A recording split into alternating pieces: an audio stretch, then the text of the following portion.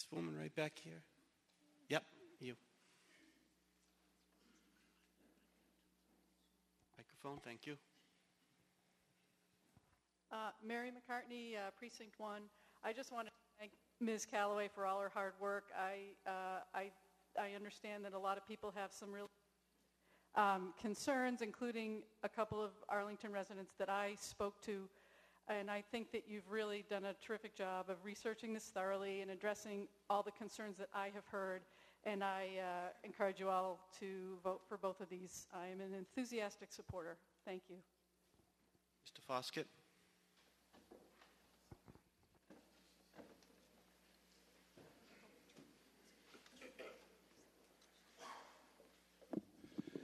Charlie Foskett, Precinct 8, town meeting member.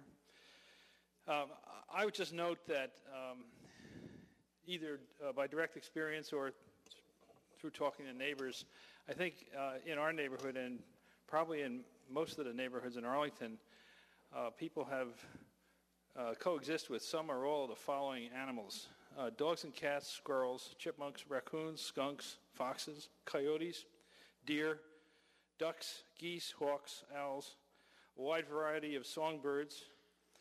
A lot of households have bird pets.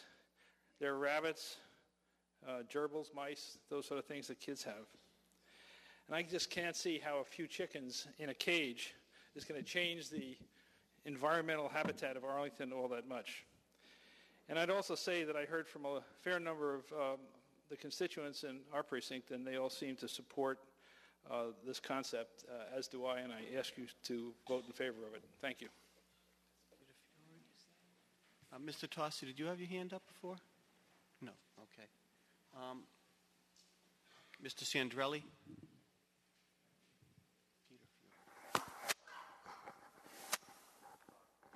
I'm not sure. All right.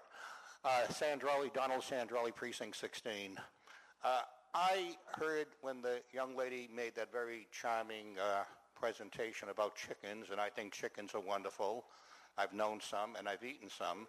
But I question, last week I had a situation at home. I was babysitting a cat for one of my sons, and the cat ran away, and I tried to catch the cat, and someone suggested using a have-a-heart trap.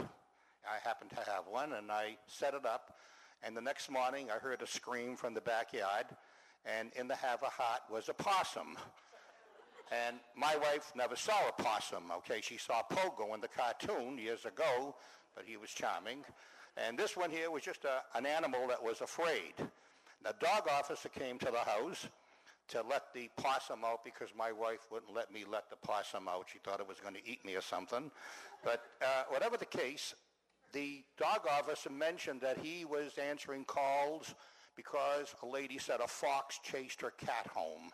And then he mentioned the number of coyotes in town.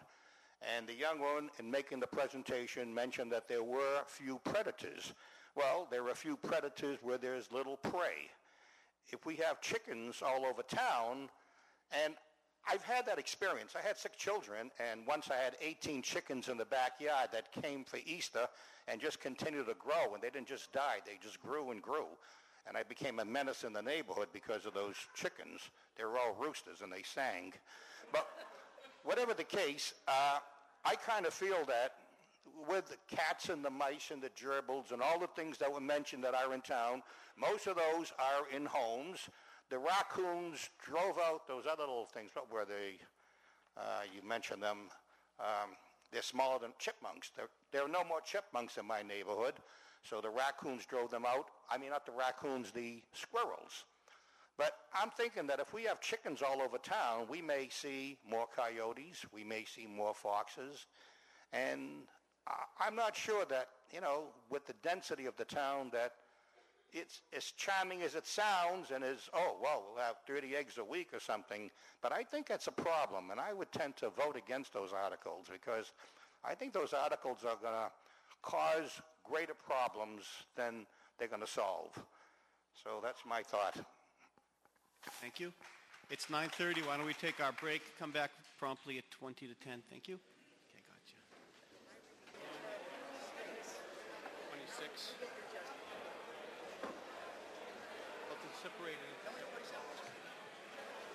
Mr. Smith has the floor. Mr. Smith, who's talking to Jane. You're Mr. Smith, right? You on the list? I'll put you on. Please come in and sit down. Take your seats. Be quiet. Do you want the floor? You had your hand up, yeah. You want to speak or pass? No, not you, miss. That guy. Shh. Yeah, come forward and start talking. It'll be quiet. It's amazing.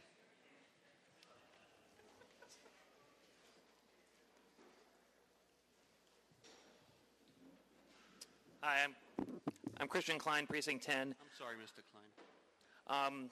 I grew up in a suburb of Boston out by Worcester. Granted, larger property sizes, but my mother really wanted to have sheep, but the town bylaws would not allow sheep, but they would allow chickens. So I had 12 chickens when I was growing up. We lived on a property that abutted the MDC's Wachusett Reservoir, which is a tremendously large parcel of open forested land. In all the years we had chickens, we never had problems with any kinds of wildlife coming in and looking at the chickens. The only problem we ever had was with unleashed dogs, which is...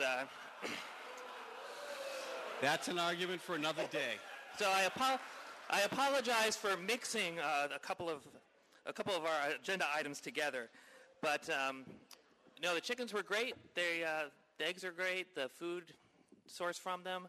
At the end of their life, there was a very fine person you could call, and they would come and pick them up. And as Nathan Robbins would, they would return without feathers in a nice plastic bag, ready for the freezer. So I fully support this. Thank you. Thank you, Mr. Klein. Now it's your turn, ma'am.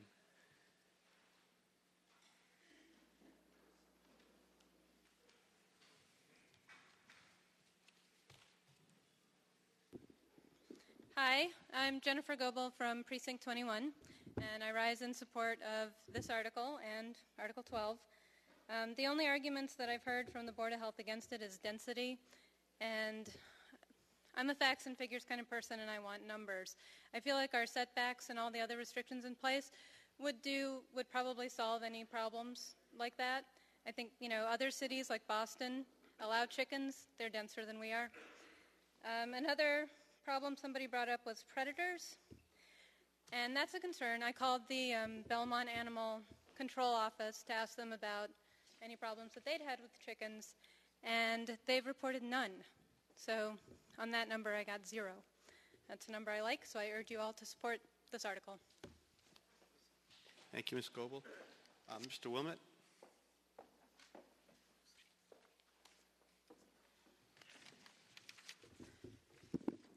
Bill Wilmot, Precinct 5. I'm rising in support of this article and Article 12.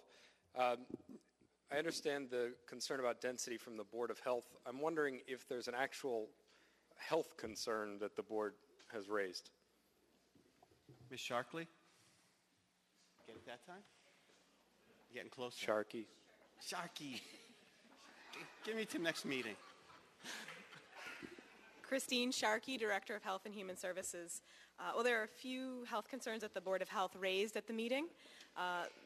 Related to the housing and the population density, the Public Health Department enforces the Public Health Nuisance Law, which would cover odor and noise. And so the odor issue is, I think, the main issue that the board was concerned with as they discussed the density. The other issues that the board raised were avian diseases. What's the health concern with odor? Odors fall within the Public Health Nuisance Law. An odor emanating beyond the property line would be considered a public health nuisance.